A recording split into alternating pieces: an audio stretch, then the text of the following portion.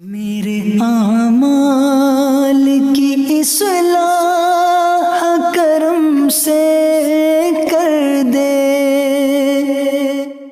الحمدللہ رب العالمین والصلاة والسلام علی سید المرسلین اما بعد فاعوذ باللہ من الشیطان الرجیم بسم اللہ الرحمن الرحیم۔ پڑھیے الصلاة والسلام علیک یا رسول اللہ وعلی آلک واصحابک یا حبیب اللہ۔ الصلاة والسلام علیک یا نبی اللہ وعلی آلک واصحابک یا نور اللہ۔ حضرت سیدنا شیخ احمد بن ثابت مغربی رحمۃ اللہ تعالی علیہ فرماتے ہیں، ایک دن میں دیوار کے ساتھ ٹیک لگائے قبلہ رخ درود پاک کے ٹاپک پر مضمون کو ترتیب دے رہا تھا۔ اسی دوران میری آنکھ لگ گئی اور اب میں نے خواب میں دیکھا کہ ایک سنسان جگہ پر ہوں جہاں کوئی عمارت نہیں اور کچھ لوگ جامع مسجد کے دروازے پر موجود ہیں اور باقی مسجد کے اندر۔ میں اندر گیا تو ان لوگوں کے درمیان بیٹھ گیا۔ اتنے میں ایک حسین و جمیل نوجوان تشریف لائے، چہرے سے بڑی نیک بختی، بڑی خوش بختی ظاہر ہو رہی تھی، بڑا نورانی چہرہ تھا۔ تو میں نے کہا آپ کا نام کیا ہے؟ تو اس نوجوان نے کہا کہ میرا نام رومان ہے اور میں اللہ کریم کے ملائکہ میں سے ایک فرشتہ ہوں۔ تو میں نے کہا کہ پھر یہ اتنے سارے انسانوں کے درمیان آپ کیوں آئے ہیں؟ فرشتے ہیں تو یہاں کیوں آئے ہیں؟ تو وہ کہنے لگے یہ بھی سب آدمی نہیں ہیں، یہ جتنے لوگ ہیں سارے ہی فرشتے ہیں۔ تو میں نے عرض کی حضور یہ تو بتائیں کہ اتنے سارے فرشتے میں کون کون آیا ہے؟ تو اب انہوں نے بتایا کہ ان میں حضرت جبرائیل بھی ہیں، حضرت میکائیل بھی ہیں، حضرت اسرافیل، حضرت عزرائیل، یہ سب موجود ہیں۔ تو وہ شخص کہتا ہے کہ میں نے ان سے کہا کہ مجھے حضرت عزرائیل کا دیدار کرنا ہے۔ حضرت عزرائیل کون ہے؟ ملک الموت، روح قبض کرنے والا جو فرشتہ ہے نا وہ حضرت عزرائیل ہے۔ تو فوراً ان میں سے ایک صاحب اٹھے، بڑے نہایت حسین و جمیل تھے، تو فرمایا میں اللہ پاک کا بندہ عزرائیل ہوں۔ تو وہ کہتے ہیں میں نے ان سے عرض کی کہ حضور میں آپ کو نبی پاک پیارے آقا صلی اللہ تعالیٰ علیہ وسلم کا واسطہ دے کر ایک التجا کرنا چاہتا ہوں، ایک ریکویسٹ کرنا چاہتا ہوں کہ جب میری جان آپ نکالیں گے نا، جب میری روح قبض کریں گے تو آپ نے نرمی کرنی ہے، آسانی کرنی ہے۔ اللہ اکبر۔ ملک الموت نے فرمایا تو پھر ایسا کرو کہ رسول پاک صلی اللہ تعالیٰ علیہ وسلم پر کثرت سے درود پاک پڑھتے رہا کرو۔ ہائے ہائے ہائے، درود پاک کثرت سے پڑھنا، جہاں بہت ساری فضیلتیں ہیں نا وہاں جو جان کنی کی تکلیف ہے، جو سکرات کی تکلیف ہے، جو تکلیف ہے نا موت کی، بعض لوگوں کو شاید یہ اندازہ نہیں کہ فلاں اچانک دنیا سے چلا گیا، ابھی تو بیٹھا تھا آنکھیں بند ہو گئیں۔ ہمیں نہیں پتا کہ موت کی تکلیف کیا ہے۔ روایتوں میں یہ مضبوط ملتا ہے کہ موت اس سے زیادہ سخت ہے کہ بندے پر اس کو کینچیوں سے کاٹا جائے۔ موت کا جو درد ہے، وہ جو سختی ہے، وہ اس سے زیادہ سخت ہے کہ اسے ہانڈیوں میں ابالا جائے۔ موت کی سختی بڑی خطرناک ہے۔ نصیب والے ہوتے ہیں کہ جن کی موت آسانی سے آ جائے، روح جو ہے وہ آسانی سے قبض کر لی جائے۔ نزا کا جو وقت ہے نا، سکرات کا جو عالم ہے، ہم اللہ سے دعا کرتے ہیں محبوب پاک علیہ الصلوۃ والسلام کے جلووں میں عافیت والی ہمیں موت نصیب فرمائے۔ ایسی تھوڑی شعراء نے اپنے کلام میں التجائیں کی ہیں۔ وہ کیا خوبصورت شعر ہے، اے سبز گنبد والے منظور دعا کرنا، جب نزع کا وقت آئے دیدار عطا کرنا، اتنا تو کرم کرنا اے آمنہ کے جائے، جب جان لبوں پر ہو تم سامنے آ جانا، مقبول یہ عرض میری محبوب خدا کرنا، جب نزع کا وقت آئے دیدار عطا کرنا۔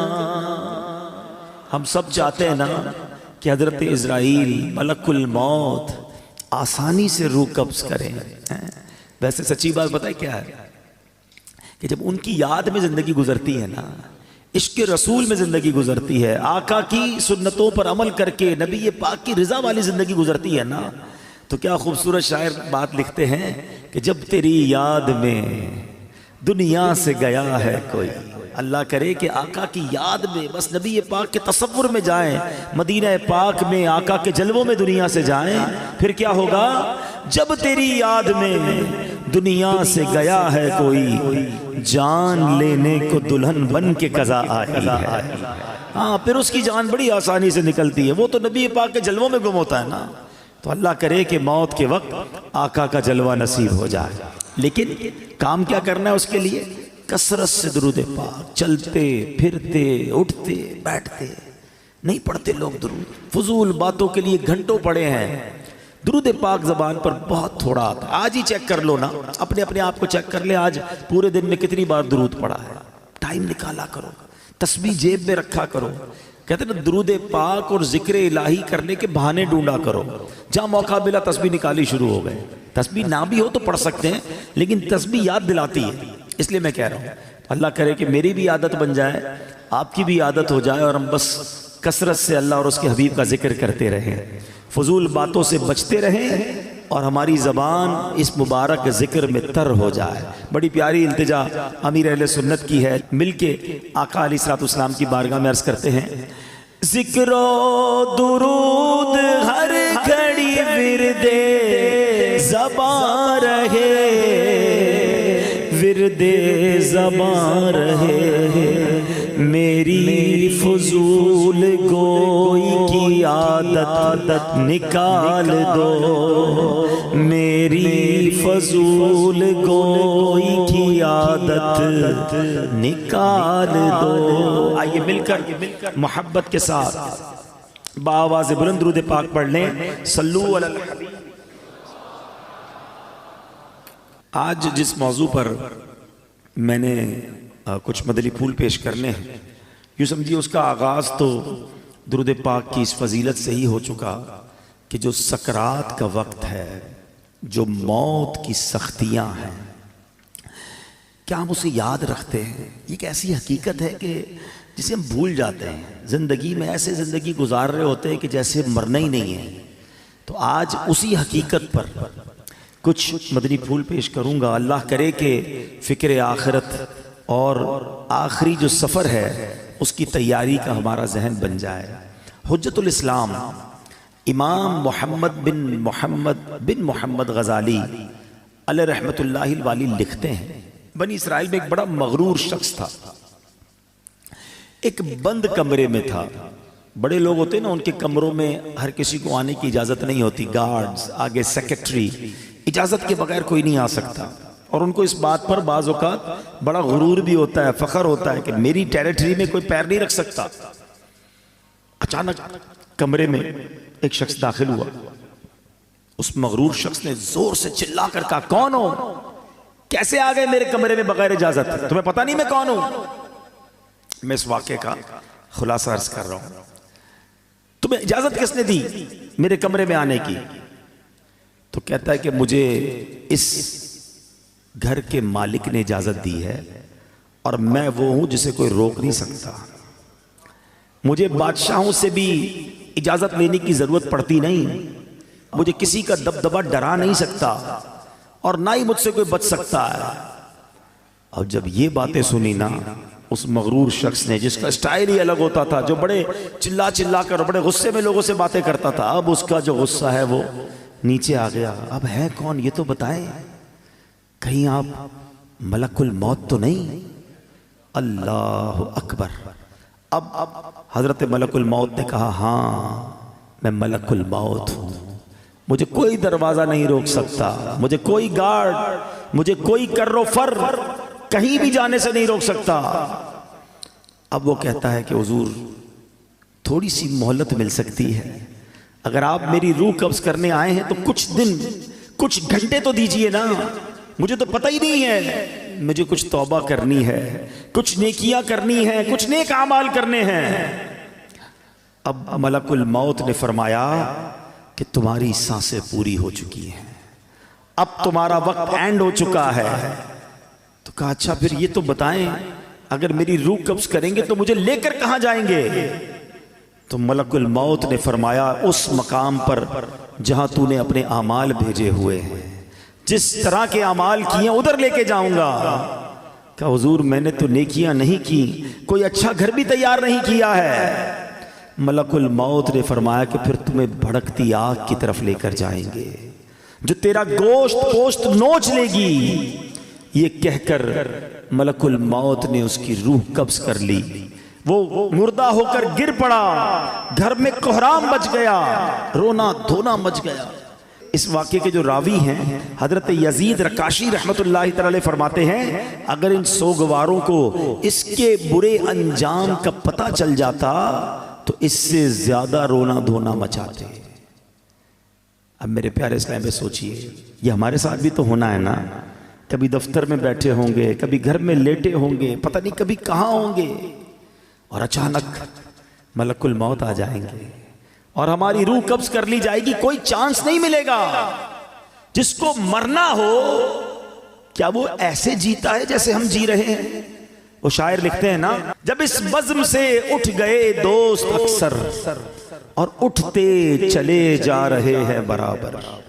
ذرا غور تو کیجئے نا، آپ کے رشتہ داروں میں سے کتنے لوگ چلے گئے، آپ کے پڑوسیوں میں سے کتنے لوگ چلے گئے، ارے آپ کی عمر کے دوستوں میں سے کتنے لوگ چلے گئے، بلکہ میں تو ان لوگوں کو بھی جانتا ہوں کہ جن کی عمر مجھ سے کم تھی، وہ بھی دنیا سے چلے گئے۔ دھڑا دھڑ لوگ جا رہے ہیں۔ جب اس مذہب سے اٹھ گئے دوست اکثر اور اٹھتے چلے جا رہے ہیں برابر، یہ ہر وقت پیش نظر جب ہے منظر، یہاں پر تیرا دل بہلتا ہے کیوں کر، جگہ جی لگانے کی دنیا نہیں ہے، یہ عبرت کی جا ہے تماشا نہیں۔ ہم کیوں نہیں سوچتے کہ ہمیں مرنا ہے، ہم کیوں نہیں سوچتے کہ ہمیں دنیا سے جانا ہے اور ادھر جانا ہے، اور ادھر کی ہم تیاری نہیں کرتے۔ حضرت عبداللہ ابن مسعود رضی اللہ عنہ فرماتے ہیں السعید من وعد بغیرہ، یعنی سعادت مند وہ ہے جو دوسروں سے نصیحت حاصل کرے۔ ہمیں نصیحت حاصل کرنی چاہیے نا کہ یار فلاں کا انتقال ہو گیا، میری باری آنے والی ہے۔ کبھی جنازہ پڑھتے ہوئے، کبھی قبرستان میں مردے کو قبر میں اتارتے ہوئے، کبھی مسجد کا اعلان سنتے ہوئے کہ جناب فلاں کا رضائے الہی سے انتقال ہو گیا، ہم کیوں نہیں سوچتے میرا نام بھی اسی اسپیکر سے اعلان ہوگا کہ ان کا بھی رضائے الہی سے انتقال ہو گیا ہے۔ دوست احباب گھر والے کچھ دیر آنسو بہائیں گے، کچھ دیر یاد کریں گے، مگر پھر کہیں گے جلدی کرو، جنازے میں دیر نہیں کرنی چاہیے۔ پھر ہمارے گھر سے جنازہ اٹھے گا، وہ بھی نصیب والے ہوتے ہیں جن کا گھر سے جنازہ اٹھتا ہے۔ بعض اوقات تو ایسی جگہ موت آتی ہے کہ لوگوں کو کفن بھی نہیں ملتا، قبر بھی نہیں ملتی ہے۔ اللہ سے دعا کرتے ہیں کہ اللہ عافیت والی موت عطا فرما، کٹنے والی، پھٹنے والی، جلنے والی، ڈوبنے والی موت سے محفوظ فرما، عافیت والی ہو، کلمے والی ہو۔ اللہ کریم ہے نا، میرے رب سے تو مانگ سکتے ہیں نا، ہم اللہ سے مانگتے ہیں کہ مولا ہمیں زندگی بھی شان والی عطا فرما، موت بھی شان والی عطا فرما، ایمان والی عطا فرما، کلمے والی عطا فرما، عبرت والی موت نہ دینا مالک کہ مرنے کے بعد لوگ کہیں کہ دیکھو باتیں تو بڑی بڑی کرتا تھا، اس کی موت کیسی ہوئی ہے۔ اللہ ایسی موت سے ہم سب کو محفوظ فرمائے، برے خاتمے سے بچائے۔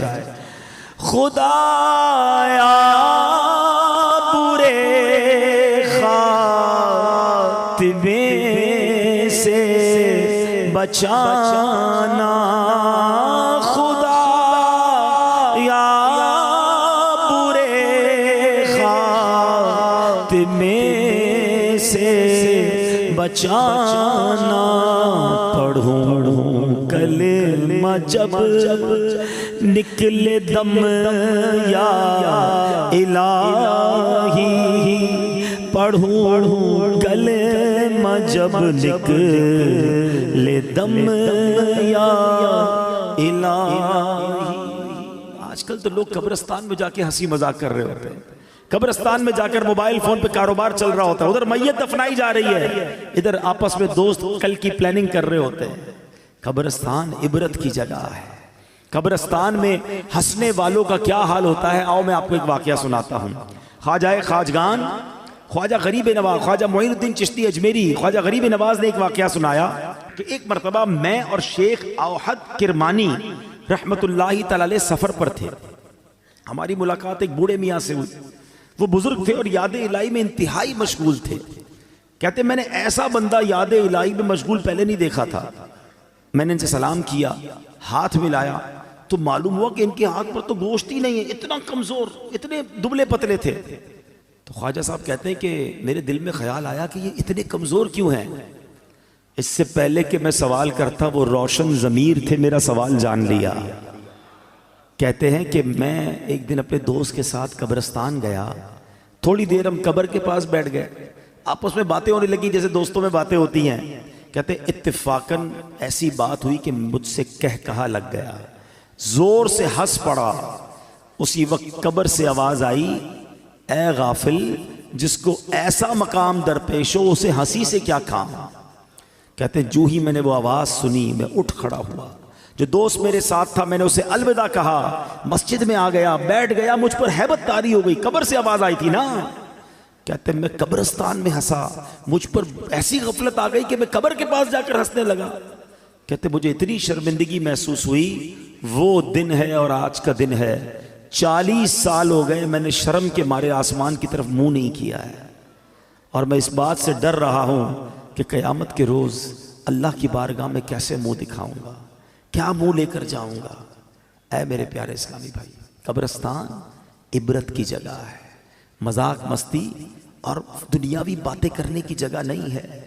آپ کو پتہ ہے کہ سیدنا عثمان غنی رضی اللہ تعالیٰ عنہ عشرہ مبشرہ میں سے ہیں، ذوالنورین ہیں، اور 2 بار نبی پاک سے جنت خریدی ہے، ایسی عظیم ہستی ہیں۔ مگر جب آپ قبرستان جاتے تھے نا، آپ کی اتنا روتے تھے کہ آپ کی داڑھی آنسو سے تر ہو جاتی تھی۔ لوگ کہتے ہیں آپ اتنا کیوں روتے ہیں؟ آپ کے سامنے کبھی حشر کی بات بھی ہوتی ہے، جہنم کا ذکر بھی ہوتا ہے، اب اتنا نہیں روتے۔ قبر کی بات ہوتی ہے یا آپ قبرستان جاتے رونا شروع کر دیتے ہیں۔ کتنی کمال کی بات کی آپ نے فرمایا قبر ہی پہلی منزل ہے، جو پہلی منزل میں کامیاب ہو گیا نا وہ آگے بھی کامیاب ہو گیا، جو ادھر ہی پکڑا گیا پھر آگے اور مشکل ہے نا۔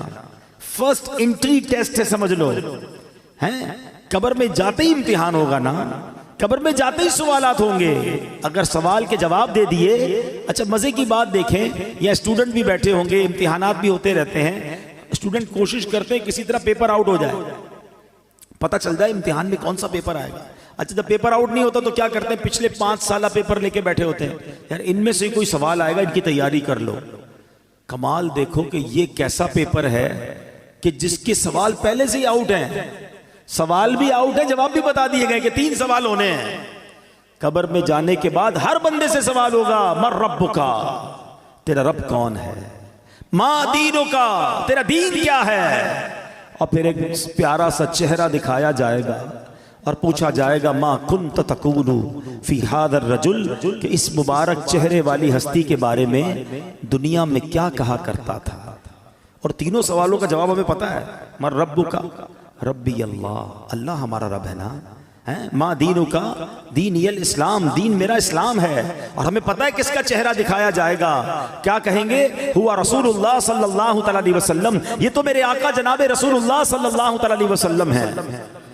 مگر یہ اتنا سمپل نہیں ہے، ہاں سوال بھی پتا ہے، جواب بھی پتا ہے۔ اب میں آپ کو آؤ ایک کمپیریزن سمجھاتا ہوں، میرے بچوں جو خاص طور پہ اسٹوڈنٹس ہیں، بلکہ جتنے بھی لوگ ہیں، سب نے دنیا کے امتحان کبھی نہ کبھی دیے ہوں گے۔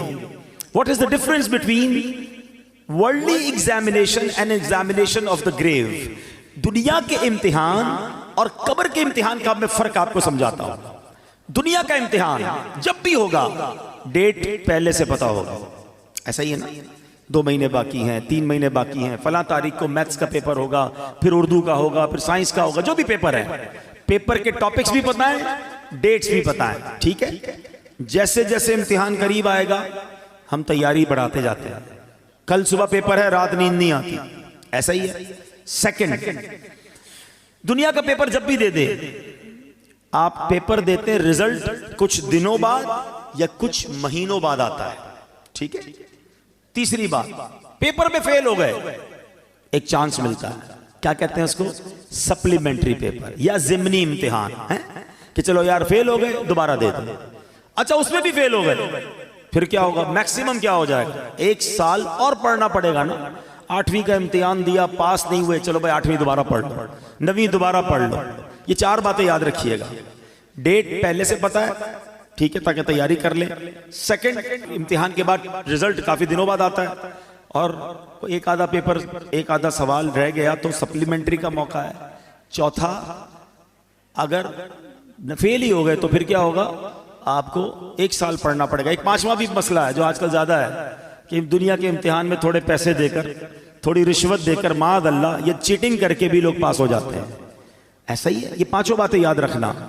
اب مجھے سچ بتاؤ, اس امتحان کی ٹینشن کتنی ہوتی ہے؟ جس کو دیکھو, ہر بچہ, امتحان کے دنوں میں ہم بھی جاتے ہیں نا بیان کرنے, مسجد کے امام صاحب کے پاس بھی پرچی آ رہی ہوتی, بچوں کے امتحان ہو رہے, دعا کر دے. ہر بچہ مل رہا ہوتا ہے, نوجوان مل رہا ہوتا ہے, حضرت پیپر دیے, دعا کر دے. ٹینشن ایسا ہی ہے نا. اب بتاؤ تمہیں اس امتحان کی اتنی ٹینشن ہے. اچھا جتنے لوگ بیٹھے نا سارے پیپر دیتے بھی نہیں. کوئی کہے بھائی مجھے ٹینشن ہی نہیں لینی, میں نے پڑھنا ہی نہیں ہے, میں نے کوئی امتحان ہی نہیں دینا, تو آپ امتحان سے بچ جاؤ گے. میں جس امتحان کی بات کر رہا ہوں اس سے بچ کوئی نہیں سکے گا. اسکول گیا یا نہیں گیا, کالج گیا یا نہیں گیا, مدرسے گیا یا نہیں گیا, اسے یہ امتحان دینا ہی پڑے گا, کمپلسری ہے. دوسری بات, ڈیٹ تو پتہ ہی نہیں ہے, ہو سکتا ہے 10 سال بعد ہونا ہو, اور ہو سکتا ہے آج رات ہی ہونا ہو. یہ بھی تو ہو سکتا ہے نا کہ میں اور آپ میں سے کوئی ایسا بھی یہاں بیٹھا ہو جس نے گھر نہیں جانا اٹھ کر, ہو سکتا ہے یہی موت آ جائے اور آج رات اس کی قبر میں گزرے اور آج رات ہی امتحان دینا پڑے. مجھے سچ بتاؤ, جس امتحان کی ڈیٹ تمہیں 4 مہینے پہلے ملتی ہے, تم ٹیوشن لیتے ہو, تم جناب گیسٹ پیپر لیتے ہو, اس کی تیاری میں لگ جاتے ہو. میں جس امتحان کی بات کر رہا ہوں اس کو تو پتہ ہی نہیں کب ہو جائے. تو عقل مند کون ہے, تیاری کر کے رکھے ہیں, ہمیشہ پریپیئر رہے کہ جب امتحانوں میں جواب دے دوں گا. اب آؤ دوسری بات, دنیا کے امتحان میں پیپر دینے کے کئی دنوں بعد رزلٹ آتا ہے. قبر کے امتحان میں فوری رزلٹ آئے گا. ادھر صحیح جواب دیے, ادھر جنت کی کھڑکی کھول دی جائے گی. پتہ فرشتے کیا کہیں گے مرنے والے کو جو صحیح جواب دے گا نا, نم کا نومت العروس, سو جا کہ جیسے دلہن سوتی ہے. اسے قبر ایسے دبائے گی, قبر ہر کسی کو دبائے گی, یاد رکھیے گا. کسی کو تو ایسے دبائے گی جس سے رب ناراض ہوا, پسلیاں ایک دوسرے میں پیوست ہو جائیں گی, ٹوٹ جائیں گی پسلیاں. مگر کسی کو ایسے دبائے گی جیسے ماں دباتی ہے اپنے بچے کو, پیار سے. اور جس نے غلط جواب دیا, جو جواب نہ دے سکا, انتظار نہیں ہوگا, اسی وقت قبر میں جہنم کی کھڑکی کھلے گی, آگ برسا دی جائے گی اور قبر اسے تہس نہس کر دے گی. تیسری بات, کوئی سپلیمنٹری نہیں ہے. ارے فرشتوں سنو سنو, غلطی ہو گئی, ایک جواب غلط ہو گیا, رکو رکو دوبارہ جواب دینا ہے. نہیں, اونلی 1 چانس. ٹھیک ہے. اچھا ادھر کانسیکوینسز کیا تھے, ادھر نقصان کیا تھا کہ ایک بار فیل بھی ہو گیا تو کیا مسئلہ, 1 سال پڑھنا ہے نا. ادھر فیل ہو گئے تو اب قیامت تک مار پڑنی ہے. اب تو رب ناراض ہو گیا نا, اب تو سانپ ہیں, بچھو ہیں. کیوں نہ روئیں عثمان غنی رضی اللہ تعالیٰ عنہ, خدا کی قسم اس سے مشکل امتحان کوئی اور نہیں ہے. مگر عقل تو دیکھو ہماری, کہ دنیا کے امتحان, دنیا کے انٹرویو, دنیا کی آڈٹ رپورٹ, دنیا کا ٹیکس رپورٹ, ارے کوئی ہم سے رپورٹ مانگے گھبراہٹ شروع ہو جاتی ہے. ایک رپورٹ قبر میں جا کر دینی ہے, ایک ٹیسٹ دینا ہے, کیسے جواب دو گے. اب آتا ہوں ایک اور بات کی طرف. آپ کہیں آپ نے تو جواب یاد کرا دیے, اب تو ہم دے دیں گے. نہیں, یہ ایسا نہیں ہے کہ جس کو جواب یاد ہے وہ جواب دے دے گا, پھر تو سب کو ہی یاد ہے نا.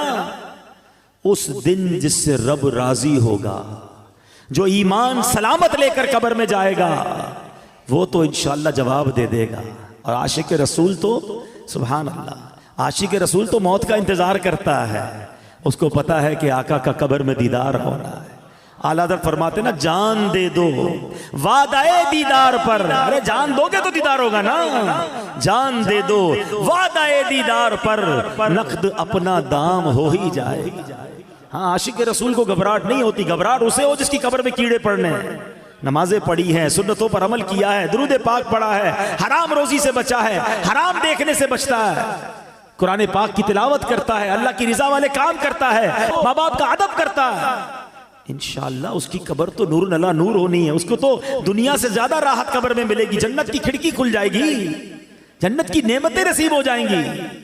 عاشق رسول کی تو کہتے ہیں نا، اس کی ترجمانی شاعر کرتے ہیں کہ وہ تو جب آقا قبر میں آئیں گے نا، تو جب پوچھیں گے فرشتے کہ یہ کون ہے، تو کیا کہیں گے؟ میرا دین و ایمان فرشتے جو پوچھے تمہاری جانب، اشارہ کروں میں تمہاری جانب، اشارہ کروں۔ ہم تو آقا کا انتظار، جو عاشق رسول ہے نا، وہ تو فرشتوں سے کہے گا، فرشتوں سے کہے گا ایسی جلدی بھی نہ کرو، میں تو آقا کے دیدار تو کرنے دو، ایسی جلدی بھی کیا، آج کی رات ہے، قبر میں سرکار تشریف لائیں تو میں قدموں میں گروں، گر فرشتے بھی اٹھائیں تو میں ان سے یوں کہوں کہ اب تو پائے ناز سے میں اے فرشتوں کی اٹھوں، مر کے پہنچا ہوں یہاں اس دل ربا کے واسطے۔ عاشق رسول کے وارے نیارے ہوں گے، مگر صرف نعرے لگانے والا نہیں ہے، صرف نیازی نہیں نمازی بھی ہو، صرف نعرے لگانے والا نہیں سنتوں پر عمل کرنے والا بھی ہو، حرام چیزوں سے بچنے والا ہو۔ اور جس سے رب ناراض ہو گیا نا، ہاں یقین کریں، ہمیں اندازہ ہی نہیں کہ ایمان سلامت لے کر جانا یہ کتنی بڑی چیز ہے۔ بڑے بڑے بزرگان دین رویا کرتے تھے، تڑپا کرتے تھے، گھبراتے تھے۔ شیخ احمد سیوستانی رحمت اللہ تعالی علیہ موت اور قبر و آخرت سے متعلق بہت فکر مند رہتے تھے۔ جب بھی ان کے سامنے موت کا ذکر ہوتا، قبر کی بات ہوتی، گھبرا جاتے، ہیبت طاری ہو جاتی، بدن کانپنے لگتا، اتنا روتے کہ ان کو دیکھ کر لوگ رونے لگ جاتے۔ اور پھر فرماتے، اے عزیزوں، جسے موت آنی ہے، جس کے پیچھے ملک الموت ہیں، جس نے قیامت جیسا ہولناک دن دیکھنا ہے، اس سے نیند اور ہنسی سے کیا واسطہ؟ ایسا آدمی فضولیات میں کیسے مشغول ہو سکتا ہے؟ پھر فرماتے، اے عزیزوں، قبروں میں لیٹے ہوئے مردے چونٹیوں اور سانپوں کی گرفت میں ہیں، مٹی کے قید خانے میں بند ہیں، اگر تمہیں ان کا حال معلوم ہو جائے تو کھڑے کھڑے نمک کی طرح پگھل جاؤ۔ اے عزیزوں، جا کر موت کی تیاری میں لگ جاؤ، وہ دن ہم سب کو پیش آنے والا ہے، شاید ہم اپنا ایمان سلامت لے کر جانے میں کامیاب ہو جائیں۔ اب حضور خواجہ غریب نواز نے یہ واقعہ سنایا اور خود خواجہ غریب نواز رونے لگے۔ فرمایا، اس ذات کی قسم جس کے قبضے میں میری جان ہے، اس دن سے لے کر آج تک مجھ پر موت اور قبر کی ہیبت طاری ہے، اور میں اندر ہی اندر گھلتا جا رہا۔ یہ کون کہہ رہا ہے؟ خواجہ خواجہ، وہ ہستی جن کے ہاتھوں پر 90 لاکھ غیر مسلم مسلمان ہوئے ہیں۔ وہ کہتے ہیں میں اندر گھل رہا ہوں موت کی فکر سے، قبر کی فکر سے۔ ہم نے دین کا کوئی کام کیا نہیں، ہم نے گناہوں کے انبار لگائے ہوئے ہیں، مگر ہماری ہنسی ختم نہیں ہوتی ہے، ہماری غفلتیں ختم نہیں ہوتی۔ دوستوں کے ساتھ بیٹھے تو غیبتوں کے انبار، اکیلے میں گھر میں بیٹھے تو حرام دیکھتے ہیں، کاروبار پر جائیں تو حرام کماتے ہیں، جھوٹ غیبت نہ جانے کون سا گناہ ہے جو ہم سے نہیں ہو رہا، اور کوئی فکر ہی نہیں کہ ایمان سلامت ہوگا کہ نہیں، قبر میں ہوگا کیا میرا۔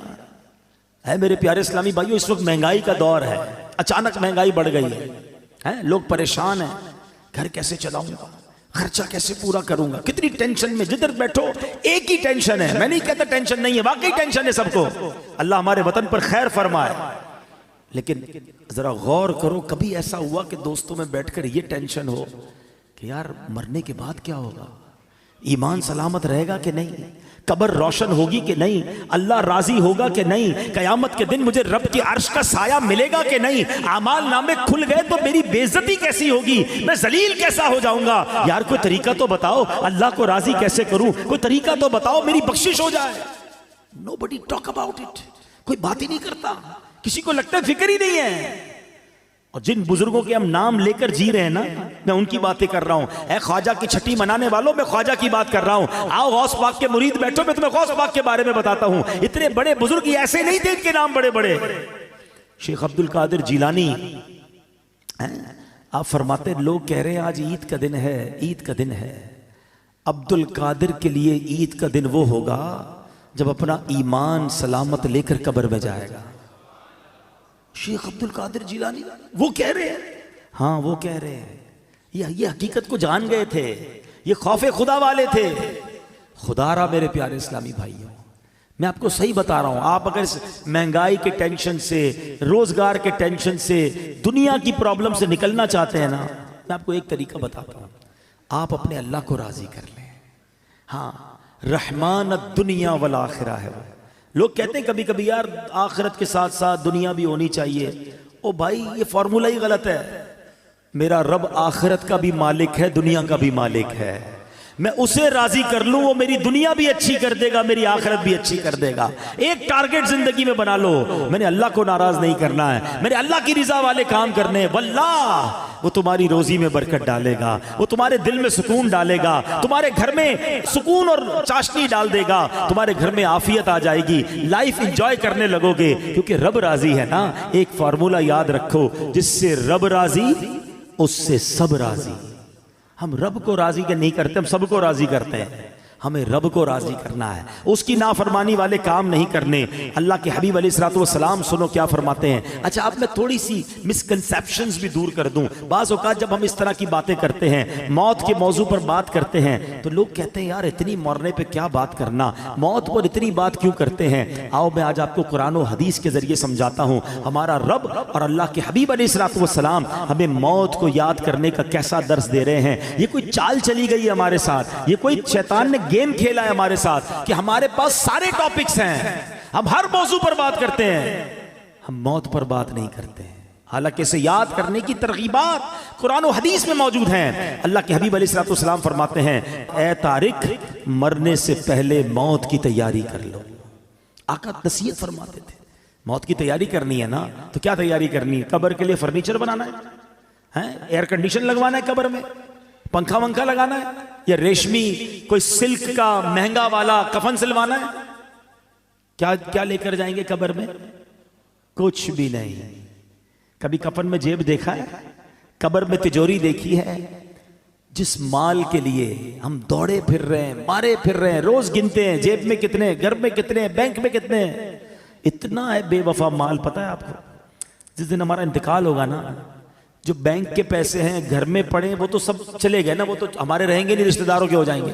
میرے جیب میں بھی جو پیسے ہوں گے نا وہ بھی نکال لیے جائیں گے کہ اب یہ میت کا نہیں ہے، یہ ورثاء کا مال ہے۔ ارے ایک تھوڑے روپے تو لے جانے دو، کچھ نہیں لے جا سکو گے، ایک ایک روپیہ چلا جائے گا۔ میں بڑی گہری بات کرنے جا رہا ہوں، میں نے ایک جملہ ایک جگہ سنا تھا، میں بھول نہیں پاتا، بڑی کمال کی بات ہے، بڑی گہری بات، اللہ کرے آپ سمجھ جاؤ۔ ہم زندگی میں جتنے کماتے ہیں نا، نارملی اس کا 5, 10 یا 15% خرچ کر پاتے ہیں اپنی ذات پر، ورنہ بچوں پر خرچ ہوتا ہے، فیملی پر خرچ ہوتا ہے، یا ہم چھوڑ کے چلے جاتے ہیں۔ آپ حساب اٹھا لیں، ہم نے زندگی میں جتنے بھی کمائے پورے ایک تو خرچ نہیں ہوتے، چھوڑ کے بھی جاتے ہیں بچوں کے لیے، یا جتنا لائف میں بھی خرچ کرتے ہیں تو اپنی ذات پر 5% یا 10% خرچ کر پاتے ہیں۔ ایسا ہی ہے۔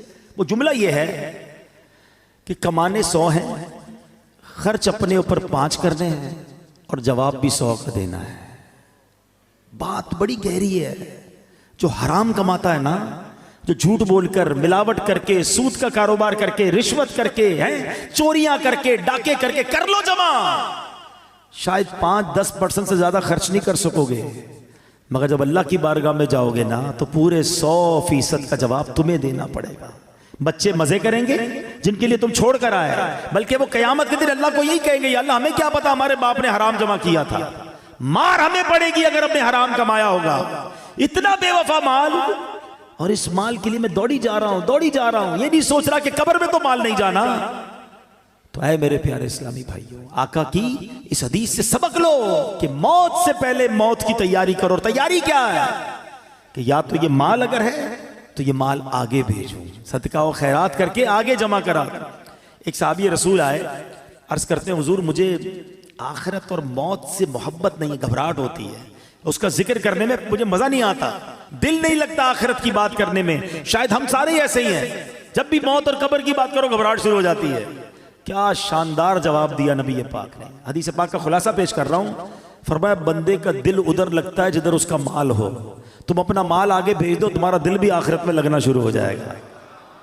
میں اس کو ایگزامپل کے ذریعے سمجھاتا ہوں۔ ہم کراچی میں رہتے ہیں، ٹھیک ہے، ایک بندے نے اپنے پیسے بھجوا دیے لاہور، وہاں دکان لے لی، فیکٹری لگا لی، گھر لگا لیا۔ اب زیادہ دل کہاں لگے گا؟ لاہور۔ جب دیکھو لاہور جائے گا، کیوں؟ پیسے ادھر ہیں، انویسٹمنٹ ادھر ہے، لوگوں نے پیسے دبئی میں لگائے ہوئے ہیں، دبئی جاتے رہتے ہیں کیونکہ مال ادھر ہے، دل بھی ادھر ہے، واپس بھی نہیں آتے۔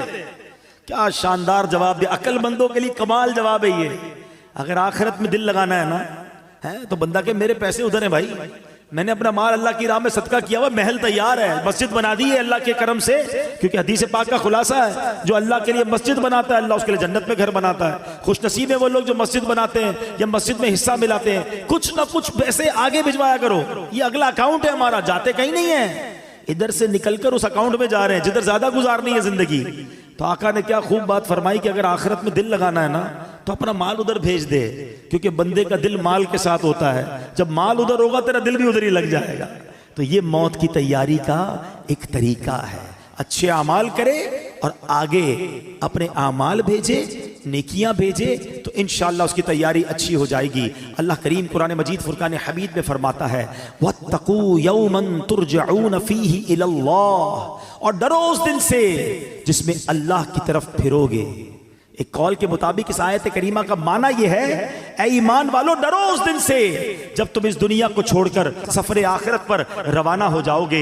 اے میرے پیارے اسلامی بھائیوں، اللہ کریم قرآن مجید میں فرماتا ہے وَلَا تَنْسَ نَصِيبَكَ مِنَ الدُّنْيَا، اور دنیا میں اپنا حصہ نہ بھول۔ اب کون سا حصہ ہے ہمارا دنیا میں؟ سنے اس آیت کی تفسیر میں علماء نے فرمایا اس سے مراد کفن ہے، یعنی دنیا میں ہمارا حصہ کتنا ہے؟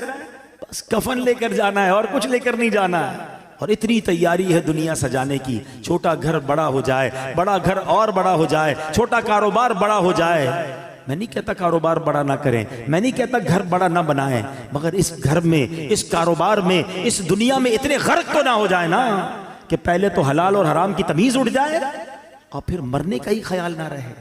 خدارا دیکھو ایک بات یاد رکھیں، ہمارے ساتھ ایسا نہیں ہے کہ ہمیں کوئی ٹائم الگ الگ دیا گیا ہے کہ بھائی یہ ٹائم دنیا کے لیے تیاری کر لو اور یہ والے ٹائم آخرت کی تیاری کر لینا، پھر تو ٹھیک ہے ہم کہیں گے یار آخری 10 سال میں آخرت کی تیاری کر لوں گا۔ نہیں، اسی ٹائمنگز میں، اسی زندگی میں ہمیں دنیا بہتر کرنی ہے تو کریں، آخرت بھی بہتر کرنی ہے، کہیں رہ نہ جائے آخرت۔ شیطان کیا کہتا ہے؟ بس مولانا ابھی بھی ہو سکتا ہے میرا بیان چل رہا ہے نا تو کوئی کہہ رہا ہوگا کہ باتیں تو بڑی اچھی کر رہے ہیں، بس رمضان سے نماز شروع کر دوں گا، بس یہ اگلے سال میں یہ حرام کام چھوڑ دوں گا، ہاں یار میں یہ غلط کام تو کرتا ہوں، میری ایک بری عادت تو لگی ہوئی ہے، میں یہ بے حیائی کا کام تو کر رہا ہوں، بس یار تھوڑے 2-4 مہینے بعد پکی توبہ کر لوں گا۔ یہی شیطان کا کام ہے کہ وہ لمبی امیدیں دلاتا ہے، لمبی امیدیں دلاتا ہے، بس تھوڑے دنوں بعد توبہ فوراً کرنی چاہیے۔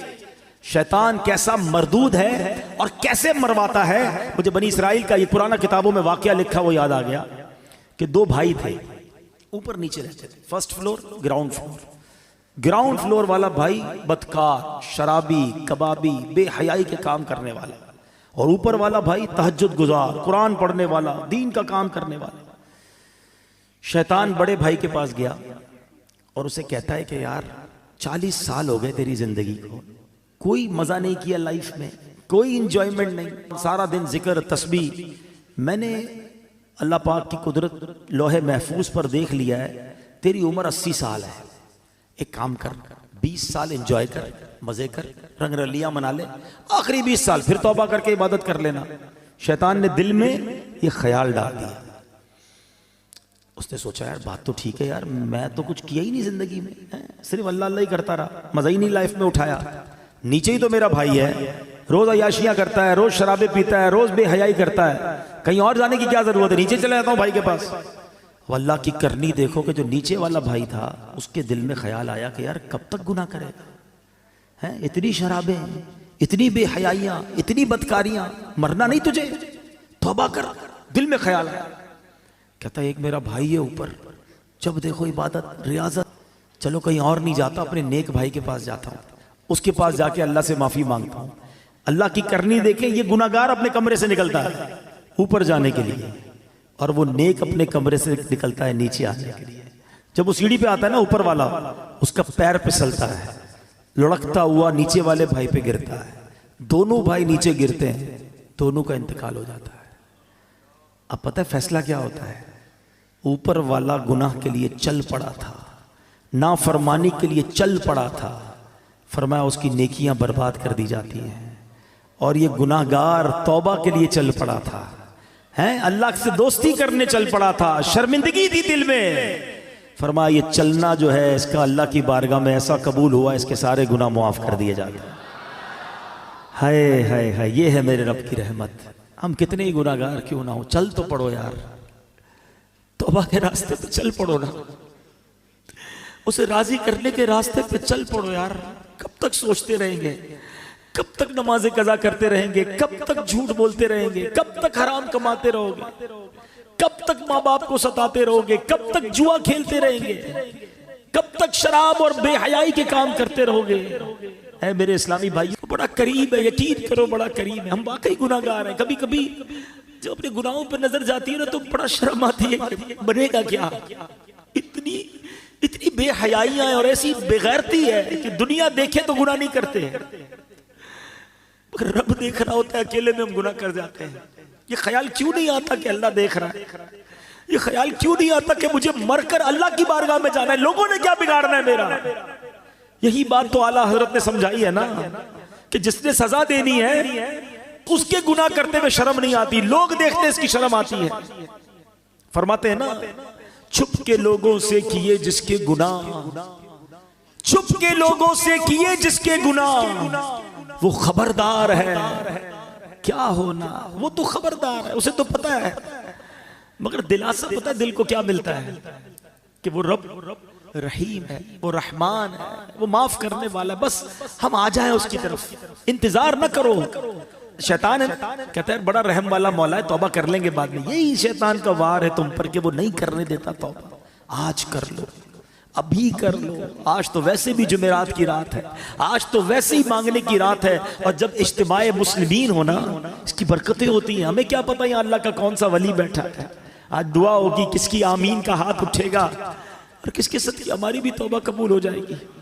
تو بس اب پیارے اسلام بھائی چل پڑو، بس اب ہمت کر جاؤ، بہت ہو گئی گناہ، بڑی ہو گئی نافرمانیاں، اسے راضی کرنا ہے اور توبہ کر لو۔ اور اس کی توبہ اتنی کمال کی، اس کی بارگاہ میں رحمت اتنی بڑی ہے کہ توبہ کرنے والے سے وہ بڑا خوش ہوتا ہے، سارے پچھلے گناہ معاف کر دیتا ہے۔ حدیث پاک میں ہے التائب من الذنب کمن لا ذنب لہ، گناہوں سے توبہ کرنے والا ایسا ہے جیسا اس نے گناہ کیا ہی نہیں۔ تو پھر کیوں نہ توبہ کریں، پھر کیوں نہ اللہ کی طرف رجوع لے آئے۔ اب میں یہاں آخر میں اپنے بیان کے آخر میں یہاں یہ بھی بتاتا چلوں کہ جو یہ وسوسہ آتا ہے نا کہ یار موت کو یاد کرنا کیوں ضروری ہے، آؤ میں آپ کو پیارے آقا علیہ السلام کی حدیث بھی سناتا ہوں، اور اس کے بعد پھر میں موت کو یاد کرنے کے کچھ فضائل بتاتا ہوں۔ اللہ کے حبیب علیہ السلام جب لوگوں کو موت سے غافل دیکھتے تو دروازے پر تشریف لاتے، دروازے کو 3 مرتبہ ہلاتے اور فرماتے اے لوگو، اے مسلمانوں، تمہارے پاس یقینی موت آئے گی اور وہ اپنے ساتھ وہ کچھ لائے گی جو اسے لانا ہو، خبردار، ہر کوشش کرنے والے کے لیے ایک انتہا ہے اور ہر کوشش کرنے والے کی انتہا موت ہے، پس کوئی پہلے جاتا ہے کوئی بعد میں۔ حضرت ابن ثابت رحمت اللہ تعالی علیہ فرماتے ہیں ایک مرتبہ بارگاہ رسالت میں صلی اللہ تعالی علیہ وسلم میں ایک بندے کا ذکر ہوا، صحابہ نے اس کی بڑی تعریف کی، اس پر پیارے آقا رسول ہاشمی صلی اللہ تعالی علیہ وسلم نے فرمایا وہ موت کو کیسے یاد کرتا ہے۔ ایک بندے کی تعریف کی گئی، آپ نے اگین کوسچن کیا یہ تو بتاؤ وہ موت کو کیسے یاد کرتا ہے۔ عرض کی گئی حضور اسے کبھی موت کا ذکر کرتے ہوئے سنا نہیں گیا۔ آقا علیہ السلام نے فرمایا پھر وہ ایسا نہیں ہے جیسا تم کہہ رہے ہو، یعنی بندہ اچھا وہ ہے جو موت کو یاد کرتا ہے. حدیث پاک میں ہے جسے موت کی یاد خوف زدہ کرتی ہے قبر اس کے لیے جنت کا باغ بن جائے گی. ہاں اکیلے میں بھی یاد کر کے آنسو بہایا کرو, موت کو یاد کیا کرو, کیونکہ یہ جو خوف ہے نا یہ قبر کے عذاب سے بچا لے گا, یہ قبر کے خوف سے بچا لے گا. جو ادھر بے خوف ہے کہیں ایسا نہ ہو قبر میں خوف زدہ ہو جائے, قبر میں عذاب میں گرفتار ہو جائے. بارگاہ رسالت میں عرض کی گئی یا رسول اللہ صلی اللہ تعالی علیہ وسلم کیا کسی کو شہداء کے ساتھ بھی اٹھایا جائے گا؟ کیسا سوال ہے, شہید کا کیا مرتبہ ہے؟ آقا نے فرمایا ہاں اس کو جو دن رات میں 20 مرتبہ موت کو یاد کرتا ہو. یہ ترغیب ہے, ایسے نہیں دعوت اسلامی والے موت کی بات کرتے, تو حدیثوں میں ہے جو دن میں 20 بار موت کو یاد کرے فرمایا اس کو شہیدوں کے ساتھ اٹھایا جائے. حضرت انس بن مالک رضی اللہ عنہ سے روایت ہے سرکار دو عالم صلی اللہ علیہ وسلم نے فرمایا موت کو کثرت سے یاد کیا کرو کیونکہ وہ گناہوں کو زائل کرتی ہے اور دنیا سے بے رغبتی پیدا کرتی ہے. حضرت سفیان ثوری فرماتے ہیں ہمیں ایک بزرگ نے یہ بات بتائی کہ حضور انور صلی اللہ علیہ وسلم نے ایک شخص کو وصیت کی کہ تم موت کو کثرت سے یاد کیا کرو, وہ تمہیں دوسرے غموں سے آزاد کر دے گی, اور غموں سے بچنا ہے نا تو موت کو یاد کیا کرو. حضرت دقاق رحمت اللہ تعالی فرماتے ہیں جو موت کو کثرت سے یاد کرتا ہے 3 باتوں کے ذریعے اسے عزت دی جاتی ہے, رسپیکٹ پاتا ہے. غور سے سنو, فرمایا اسے توبہ کی جلد توفیق ملتی ہے. موت یاد ہوگی تو بندہ توبہ کرے گا نا کہ یار مر جاؤں گا توبہ کر لوں. دوسرا اسے قناعت کی دولت مل جاتی ہے, تھوڑے پیسوں میں بھی خوش رہتا ہے, زیادہ حل میں مزید نہیں ہوتا کہ یار مرنا ہے اب اور کیا کروں گا, ورنہ یہ بھی آ جائے وہ بھی آ جائے, اس کا بھی چھین لوں اس کا بھی لوٹ لوں. وہ قناعت کی توفیق مل جاتی ہے کیونکہ موت یاد ہوتی ہے. تیسری بات فرمائی عبادت میں چستی نصیب ہوتی ہے. فرض پڑھ کر بھاگنے کا جی چاہ رہا ہے, یار آج سنتیں نہیں پڑھتا, یار موت آنے والی ہے سنتیں پڑھ لے گا, چلو یار اب تو چلوں, یار مرنا ہے نفل اور پڑھ لوں, مغرب ہے تو اوابین پڑھ لوں. تو یہ جو موت یاد ہوگی نا تو عبادت میں چستی نصیب ہوگی. تسبیح نکالے گا تو رکھنے کو جی نہیں چاہے گا, ایک اور پڑھ لیتا ہوں یار ابھی کبھی بھی مر سکتا ہوں, یہ قبر میں کام آئے گا, قبر میں نور بن جائے گا. تو توبہ آسان, عبادت آسان اگر بندہ موت یاد رکھے. اور فرمایا کہ جو موت کو بھلا دیتا ہے وہ اپوزٹ اس کے 3 باتوں میں گرفتار کر دیا جاتا ہے. توبہ میں تاخیر کرتا ہے, یار بعد میں کر لوں گا ابھی تو جوانی ہے, ابھی تو شادی بھی نہیں ہوئی ہے, ابھی کیا توبہ کروں, مزے کر لوں پھر اللہ اللہ کروں گا. کیا جوان مرتے نہیں؟ شادی سے پہلے مرتے ہوئے نہیں دیکھا اپنے لوگوں کو, کبھی بھی جا سکتے ہیں. پھر فرمایا بقدر ضرورت رزق پر راضی نہ ہونا, اور پیسے چاہیے اور پیسے چاہیے, کیونکہ موت تو بھول چکا ہے, حرام کماتا ہے, رشوت لیتا ہے, سود لیتا ہے, موت تو یاد ہی نہیں ہے. اور تیسرا فرمایا عبادت میں بھی سستی ہو جاتی ہے, بعد میں پڑھ لوں گا, اگلے جمعے سے نماز پڑھوں گا, رمضان سے نماز پڑھوں گا, اس سے پہلے مر گئے تو سوچئے موت کو یاد کرنا بہت سارے فائدے لاتا ہے. حضرت کعب الاحبار رحمت اللہ تعالی فرماتے ہیں جو موت کو پہچان لیتا ہے اس پر دنیا کے غم و مصائب آسان ہو جاتے ہیں. اے میرے پیارے اسلامی بھائیوں, امام حسن بصری رحمت اللہ تعالی نے فرماتے ہیں نبی پاک نے صحابہ کرام سے پوچھا کیا تم سب جنت میں داخل ہونا چاہتے ہو؟ یہی سوال میں آپ سے کر لوں, سارے کہیں گے نا کہ ہم جنت میں جانا چاہتے ہیں.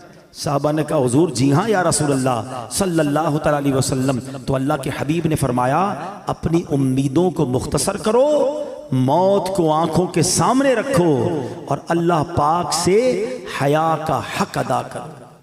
اللہ کرے کہ یہ باتیں ہمیں یاد رہیں, ہم اپنی موت کی تیاری کی کوشش کرتے رہیں اور تیار رہیں. میں ایک مشورہ دیتا ہوں, ہم میں سے کسی کے پاس گارنٹی ہے کہ وہ 1 سال زندہ رہے گا, 1 مہینہ, اچھا 1 دن, آج صبح تک کوئی زندہ رہے گا اس کی ہاتھ اٹھا دے.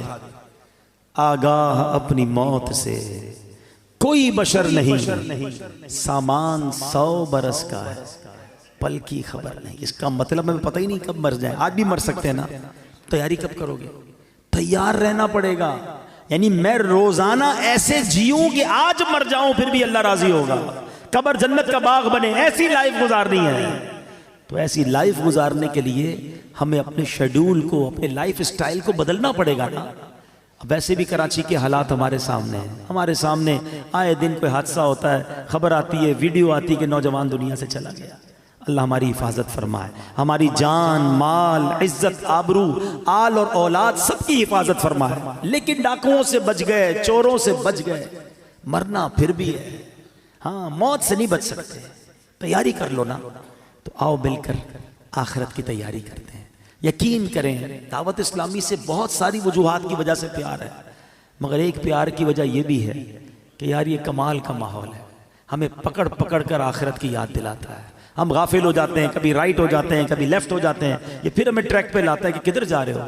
جنت کا راستہ تو یہ ہے، اللہ کی رضا کا راستہ یہ ہے، ایمان سلامت لے کر قبر میں جانے والا راستہ یہ ہے۔ پکڑ لو اس ماحول کو، چھوڑا نہ کرو۔ یہ اسلام پہ نظر آتے ہیں کچھ لوگ آگے پیچھے ہو جاتے ہیں، یا یہ پھر آئیں گے، پھر درس دیں گے، پھر مسجد میں لے جائیں گے۔ کدھر لے جا رہے ہیں تمہیں؟ تمہارے رب کے پاس لے جا رہے ہیں۔ اگر یہ کہتے ہیں مدنی قافلوں میں چلو، تو کیا قافلے میں جا کر آپ ہمارے امیر قافلوں کو 5-5 ہزار کا لفافہ دیتے ہو؟ اس کا کیا فائدہ ہے؟ وہ اس لیے بلاتا ہے کہ 3 دن آؤ، اللہ کے گھر میں رہ کے رب کو راضی کر لو، قبر کی تیاری کر لو، قبر روشن کر لو، ان کا شکریہ ادا کیا کرو، ان سے بھاگا نہ کرو۔ یہ تم سے محبت کرتے ہیں، یہ تمہیں بلاتے اس لیے ہیں کہ آؤ ہم مل کر اپنی آخرت روشن کر لیں۔ دنیا تو گزر ہی جانی ہے، 50 60 70 سال ختم ہونے والی۔ یار ہم میں سے کئیوں کے بال سفید ہو گئے، کتنا جیئیں گے یار؟ اب تو مرنے والے ہیں، پتہ نہیں کب دنیا سے چلے جائیں گے۔ تو ادھر کی تیاری کر لو، ادھر مار نہ پڑے، ادھر کچھ بھی نہیں کر سکیں گے اگر سانپ اور بچھو قبر میں آ گئے۔ ارے آج تو ایک کیڑا ادھر آ جائے ہماری چیخ نکل جاتی ہے، ابھی لائٹیں بند ہو جائے تو ہم گھبرانا شروع کر دیں گے۔ قبر میں کیا ہوگا اگر اللہ ناراض ہو گیا؟ ان دعوت اسلامی والوں کا ساتھ دو، آیا کرو اجتماع میں، جایا کرو مدنی قافلے میں، درس ہو تو بیٹھ جایا کرو، نماز پڑھو تو نفل بھی پڑھ لیا کرو، تھوڑا قرآن بھی پڑھ لیا کرو، دور نہ جاؤ مسجدوں سے۔ اللہ بڑا کریم ہے، وہ رحیم ہے، گناہ گار ہے، وہ بخش دے گا، لیکن بس دوستی رکھو، اللہ کے دوستوں سے دوستی رکھو۔ آؤ میں بھی نیت کروں، آپ بھی نیت کریں کہ مرتے دم تک دعوت اسلامی کے ماحول سے وابستہ رہیں گے، پابندی سے ہفتہ وار اجتماع میں شرکت کریں گے انشاءاللہ، جب موقع ملے، جب موقع ملے انشاءاللہ مدنی قافلوں میں سفر کریں گے انشاءاللہ۔ اب بس آج پکی توبہ، بس اب گناہ نہیں کرنے، ہمت کرو۔ ہاں مجھے سب پتا ہے، مجھے کسی کو بتانے کی ضرورت نہیں، اور آپ کو بھی کسی کو بتانے کی ضرورت نہیں، آپ کو سب پتا ہے کون جھوٹ بول رہا ہے، کون حرام دیکھ رہا ہے، کون حرام کما رہا ہے، کون ماں باپ کو ستا رہا ہے، کون معاذ اللہ اپنے دوستوں کے ساتھ بیٹھ کر نشہ کر رہا ہے، سب کو پتا ہے۔ ہمیں نہ بھی پتا ہو نا تو اللہ کو تو پتا ہے نا، کسی کو نہ بھی بتاؤ رب تو دیکھ رہا ہے نا۔ بس آج اسی رب سے دل ہی دل میں کہہ دو نا، اے اللہ معاف کر دے، اللہ معاف کر، اب نہیں کروں گا، اللہ تجھے ناراض نہیں کروں گا، ہو گئے گناہ، کر لی خطائیں، کمزور ہوں نا، لے گیا شیطان گناہوں کے اڈے پر، اب معافی دے دے، تجھ سے معافی مانگتے مولا ہمیں معاف کر دے، ہمیں استقامت بھی تو دے دے، ہمیں اپنے پسندیدہ بندوں میں شامل کر لے، ہمیں شیطان کے مقابلے میں طاقت دے دے۔ ہم ہمت تو کر رہے ہیں، اے اللہ طاقت تو نے دینی ہے، مدد تو نے کرنی ہے، بس آج یہ اپنے دل میں نیت کر لو، اپنے رب سے خود ہی وعدے کر لو، وہ بڑا کریم ہے، وہ بڑا رحیم ہے، وہ نگاہ بھی فرمائے گا، وہ مدد بھی فرمائے گا، اور وہ ہمیں اچھا بھی کر دے گا۔ رب کریم سے دعا کرتا ہوں کہ اللہ نیکوں کے صدقے ہمیں نیک بنا دے، اچھوں کے صدقے ہمیں اچھا بنا دے، ہماری گناہوں والی عادتیں رب اپنے کرم سے دور کر دے، آمین بجاہ النبی الامین صلی اللہ تعالی علیہ وسلم۔ میرے اعمال کی اصلاح کرم سے